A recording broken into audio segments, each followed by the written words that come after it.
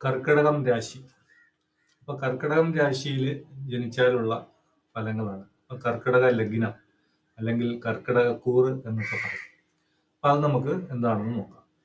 അപ്പൊ അതിന്റെ ശ്ലോകം ആദ്യം ഒന്ന് പറയാം. ശ്ലോകം കാണാതെ പഠിക്കുന്ന നിർബന്ധമൊന്നുമില്ല, പക്ഷെ എന്നിരുന്നാലും കാര്യങ്ങൾ മനസ്സിലാക്കിയിരിക്കുന്നത് നന്നായിരിക്കും.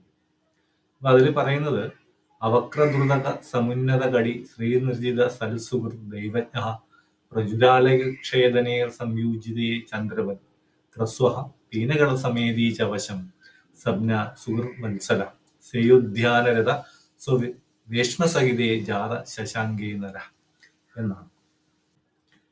ഇപ്പൊ ഇതില് പറയുന്നത് ചന്ദ്രൻ ലഗ്നത്തിൽ നിൽക്കുമ്പോൾ അല്ലെങ്കിൽ ചന്ദ്രൻ കർക്കിടക കൂറിൽ ജനിക്കുമ്പോൾ ചെയ്യുന്നത്, കർക്കിടകത്തിൽ നിൽക്കുമ്പോൾ അല്പമായ വളവോടും വേഗത്തോടും കൂടും വണ്ണം നടക്കുന്നവനായിട്ടാണ്.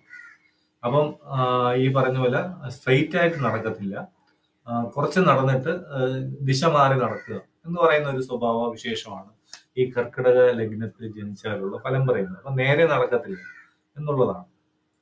അതുപോലെ തന്നെ ഉയർന്നിരിക്കുന്ന അരക്കെട്ട്, അവരുടെ അരഭാഗം എപ്പോഴും തടിച്ചതോ ഉയർന്നതോ ഒക്കെ ആയിരിക്കും. അത് സ്ത്രീകളുടെ ആവാം, പുരുഷന്മാരുടേതാവാം. സ്ത്രീകൾക്ക് അധീരനായിട്ടും, അപ്പൊ സ്ത്രീകൾക്ക് ഈ പറഞ്ഞ പോലെ സ്ത്രീകൾ പറയുന്ന പോലെ കേൾക്കുന്നവരൊക്കെ ആയിരിക്കും എന്നാണ്. നല്ല ബന്ധുക്കളോട് കൂടിയവനായിട്ടും ജ്യോതിശാസ്ത്രം പോലുള്ള നിഗൂഢ ശാസ്ത്രങ്ങള് പഠിക്കാൻ താല്പര്യമുള്ളവനും അല്ലെങ്കിൽ ജീവിതത്തിൽ അതൊക്കെ അറിയാൻ യോഗമുള്ളവനും എന്നാണ് കർക്കിടക ലഗ്നത്തിൽ ജനിച്ചാലുള്ള ഫലം പറയുന്നത്.